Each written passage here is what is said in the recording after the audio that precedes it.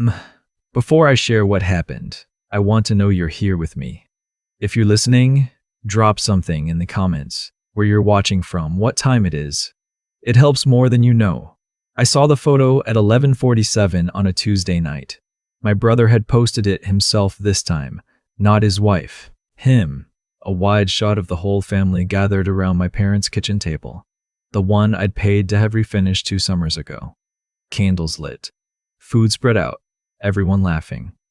My dad had his arm around my mom. My sister-in-law was holding up a glass.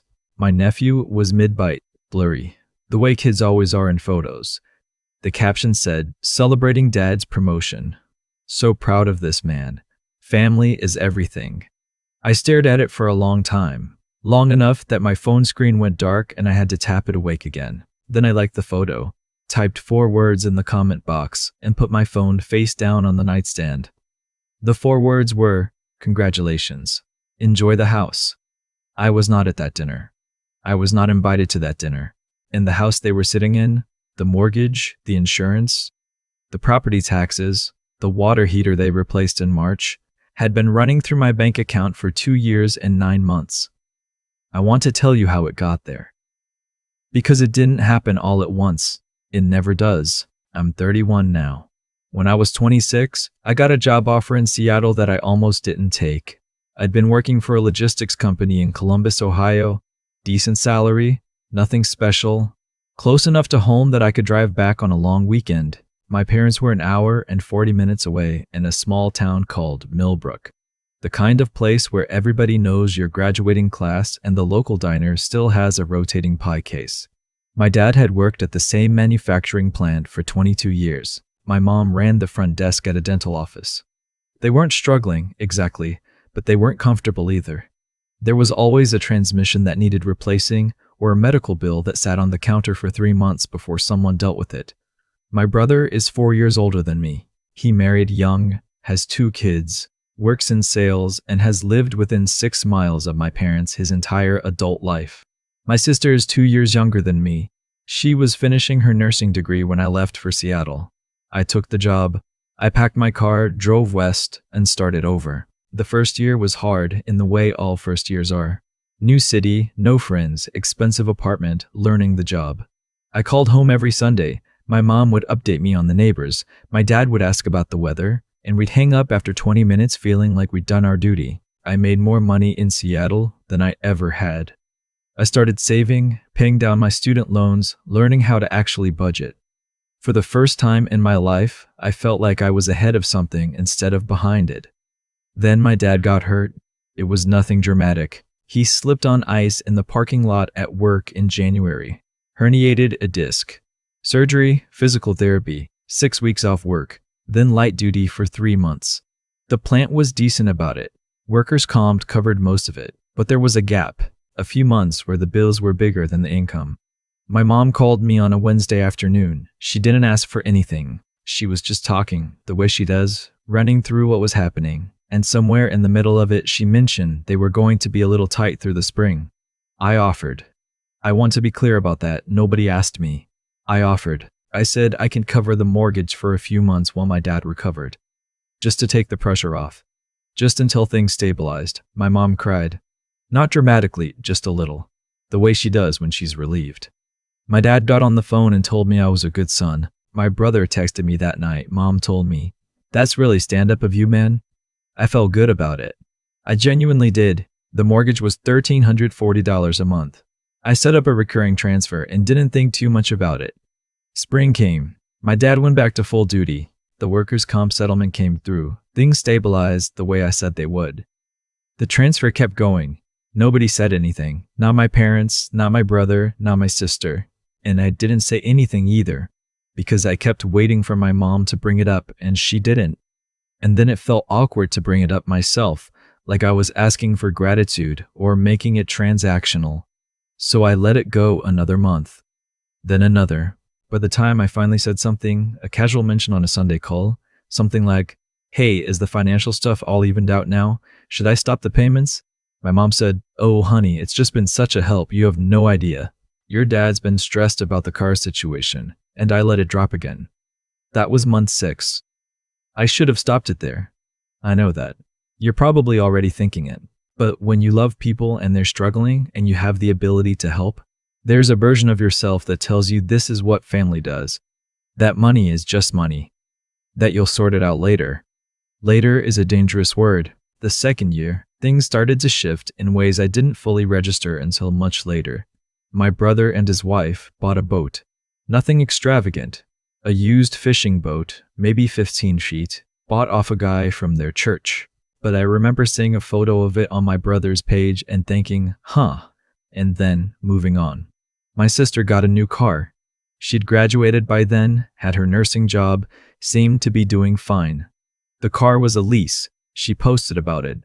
Finally treating myself. Hard work pays off. I was still sending $1,340 every month to my parents' account. My dad mentioned once, on a call, that they'd redone the back porch. New composite decking, he said. Really nice, he said. He'd wanted to do it for years. I didn't ask who paid for it. At some point, I started also covering the property taxes because my mom mentioned they were coming up and her tone was the same tone she'd used that first winter, and I just said yes before I even thought about it. That was another $280 a month averaged out. So now I was sending $1,620 a month to a house I didn't live in, to a family I talked to for 20 minutes on Sundays while I was living in a one-bedroom apartment in Seattle, eating lunch at my desk, taking on extra projects at work to keep myself from doing the math. I went home for Christmas that year. It was a good trip mostly. My mom made the food I grew up on. My nephew had gotten tall. My dad and I watched football and didn't talk much, but it felt okay. The comfortable kind of silence. Nobody mentioned the money. On my last night there, my brother pulled me aside and said he and his wife were thinking about putting an addition on their own place, a sunroom, and asked if I knew anything about construction loans. I said I didn't really. He nodded, said yeah, probably too expensive anyway, and that was the end of it. I drove to the airport the next morning. I remember looking in the rearview mirror as I pulled out of my parents' driveway, watching the house shrink, thinking, they seem okay. They seem fine. I told myself I'd bring up the money in the new year. I didn't. The third year is the one that changed things, not because of any single event, but because I finally started paying attention to the pattern. It started when I was promoted. My company announced it internally, and I mentioned it to my family on our Sunday call, and there was a round of congratulations, and then, about 4 minutes later, my mom mentioned that the furnace was making a noise, and the HVAC guy had said it might need to be replaced. I said I'd look into it. I paid for the furnace $3,200. 2 months after that, my brother called me, not on a Sunday, a random Thursday evening, which should have told me something, and said he needed to talk to me about something. He said my parents' car insurance had lapsed, just a mix-up with the auto pay, and they were going to get hit with a reinstatement fee, and he was a little stretched right now with the kids' stuff, and could I just spot them for this one? I spotted them, $340. My sister texted me in May asking if I could Venmo her $500 because she'd had an unexpected expense and she'd pay me back as soon as she got her next paycheck. I sent it. She didn't pay me back. I didn't ask. I was sending, on average, just over $2,000 a month to my family in Ohio, and that wasn't including the irregular asks. I did the math one night, finally, with all my statements open on my laptop, and I had transferred or spent over $68,000 on my family in 2 years and 9 months. I sat with that number for a long time. I wasn't broke. That's the thing. I made good money, and I lived simply, and I wasn't in crisis. But I was 31 years old, and my retirement account looked like someone my age who had never prioritized it. My emergency fund was thin. I'd been planning to eventually buy something, a condo, a small place, and when I pulled up what I had saved toward that, it was embarrassing. I had been paying for my family to live comfortably while I quietly fell behind, and not once, not one single time, had anyone in my family sat down with me, looked me in the eye, and said, "We see what you're doing, and we're going to figure out how to make this right." Not once. I didn't stop the payments. Not yet. I want to be honest about that, because I think it matters. I kept paying because I didn't know how to stop without it becoming something. Without it turning into a conversation about money and expectations and who owes who what, and I had watched enough of those conversations in other people's families to know they don't end cleanly, and some part of me still believed, Even then, even with the spreadsheet open, that my family loved me and that this was just a situation that had gotten away from everyone, and that if I said something they would understand and we would fix it. I held on to that belief the way you hold on to a rope you know is fraying. Because letting go means falling. I went home in August for my nephew's birthday. My brother threw a small party in the backyard, nothing big, just family and a few neighborhood kids. I drove from the airport, showed up with a gift, ate cake on the back porch. At some point I was standing in the kitchen helping my mom with something, and my brother came in and they started talking about Thanksgiving, about how they wanted to do it at my parents' house this year. Big gathering, maybe invite a few of the cousins. My mom said it would be nice to have everyone there. My brother said, yeah, the whole family. I was standing right there. Neither of them looked at me. I finished helping with whatever I was helping with and went to sit on the front steps for a few minutes. My nephew came out and sat next to me and asked me what Seattle was like, and I described it for him, and he listened with the focused attention that 7-year-olds sometimes have when they're genuinely curious. I thought, this kid is the only person in this house who talks to me like I'm a person. I drove back to the airport that evening. I got on the plane. I went back to Seattle. I did not stop the payments.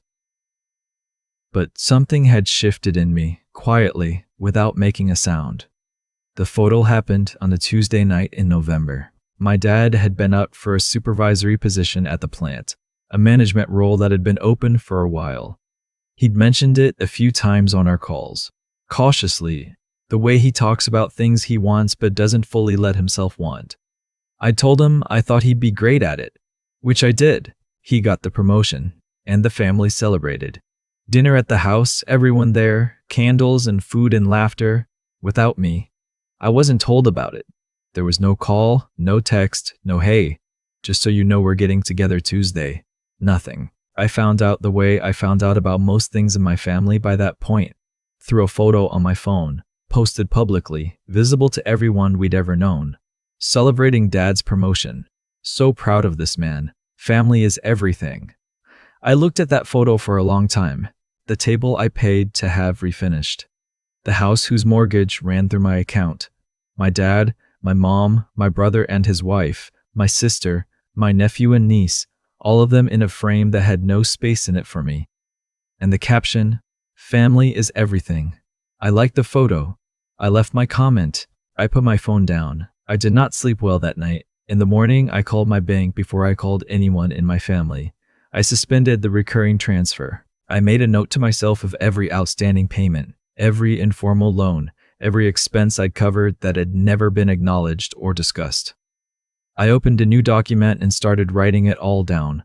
Then I called my mom. She answered on the second ring, cheerful, the way she is in the morning. I said, I saw the photo. There was a pause. Not long, just enough. She said, it was just a small thing, honey, last minute. I said, Mom, I've been covering the mortgage here for almost 3 years. She said, we know that and we're so grateful. I said, I'm not looking for gratitude. I'm saying that I've been paying for that house, and I wasn't told about a family dinner at that house. She said, you're so far away, it didn't make sense to. I said, I'm going to stop the transfers. Silence. Not the comfortable kind. She said, what do you mean? I said, the mortgage, the taxes. I'm going to stop sending them. She said, Ethan, just my name, the way parents say it when they want the name itself to be an argument. I said, I'll give you 60 days. That should be enough time to make other arrangements. She started to say something else. But I told her I loved her and I had to get to work and I'd talk to her soon. I hung up. My phone started ringing at 9:14 a.m. My mom, twice. My brother, 4 times. My dad once, which was unusual. He almost never calls. My sister, a text. Ethan, what did you say to Mom? She's upset. I turned my ringer off and went to work. My brother came to Seattle. I want you to let that land for a second. He drove to the airport, got on a plane, flew from Columbus to Seattle, and showed up at my apartment building on a Saturday morning 2 weeks after the photo. I didn't buzz him up immediately. I stood at the intercom for a moment, and then I did, because whatever else was true, he was my brother and he'd gotten on a plane. He came upstairs. He looked around my apartment the way people do when they've never been somewhere before and are trying to understand it quickly. He said, nice place. I got him a glass of water and we sat down. He said he wasn't there to fight. He said my parents were scared, that they'd looked into it and a missed mortgage payment could start a process, and they didn't have the savings to cover it on their own right now. He said he understood I was upset about the dinner, but that it had really been last minute and nobody had meant to exclude me. I asked him if he'd known about my arrangement with my parents from the beginning. He said yes. I asked him if, at any point in the last 3 years, he'd thought to sit down with my parents and make a plan for how the family would handle things long term. He looked at the floor. I asked him if he thought it was reasonable for me to have been paying the mortgage on a house where a family celebration happened without me. He said, I hear you. But the timing here, with the payments, I said, the timing is exactly when I found out I wasn't considered family. He didn't have an answer for that. We talked for 2 hours. Not a fight, more like a long, overdue accounting of something neither of us had been honest about. He admitted that it had been easy to let me carry things because I seemed okay. I admitted that I'd let it go on too long because I was afraid of what the conversation would cost. By the end of it, nothing was resolved. But something was different. Like a room that's been closed up for years and someone finally cracked a window. He flew home the next day. The 60 days passed. I held to them. I sent one final transfer on day 59 with a note that it was the last one, and I asked in writing, in the transfer memo, because I'd learned by then to put things in writing, that they confirm receipt. My dad texted me that evening. Just received. Thank you, son. That was the whole message. I sat with that for a long time. Thank you, son. After 3 years, after $68,000, after a family dinner I found out about through Instagram. Thank you, son. I didn't respond that night. I went for a long walk along the waterfront, watched the lights on the sound, and let myself feel all of it. The grief, the anger, the strange, sad relief of a thing finally being over. In the months that followed, I heard through my brother that my parents had refinanced, pulling equity out of the house to cover the shortfall, and that my sister had stepped up to help with the taxes, and that my dad's new salary made things more manageable. They figured it out, the way I always knew they would if they had to. My relationship with my family is not what it was. I talk to my parents less often. My brother and I text occasionally, not like before, but something. My sister and I are polite and distant in the way of two people who know something true about each other that neither of us has said out loud yet. I don't have bitterness about it the way I thought I would. I thought stopping would feel like a rupture. Instead, it felt like finally standing up straight after years of being slightly bent. I bought a condo in the spring. Small, in a good neighborhood, a 10-minute walk from the water. I painted the walls myself on a Saturday while listening to a podcast, and I stood in the middle of the living room when it was done and thought, this is mine. All of this is mine. It was the best I'd felt in years. If you're in something like this right now, caring more than you can say, paying for belonging that keeps getting revoked, I want you to know that the math is always going to be there. The spreadsheet doesn't lie. In the moment you do the actual addition and see the number clearly, something changes in you that can't unchange. You are not a line item in someone else's budget. That's not a role. That's not love. That's just leverage. And the day you stop being leverage is the day you find out who actually shows up. If this story hit something in you, leave a comment. I read every one. And if you know someone who needed to hear this, share it with them. Sometimes the right story finds someone at exactly the right moment. I'll see you in the next one.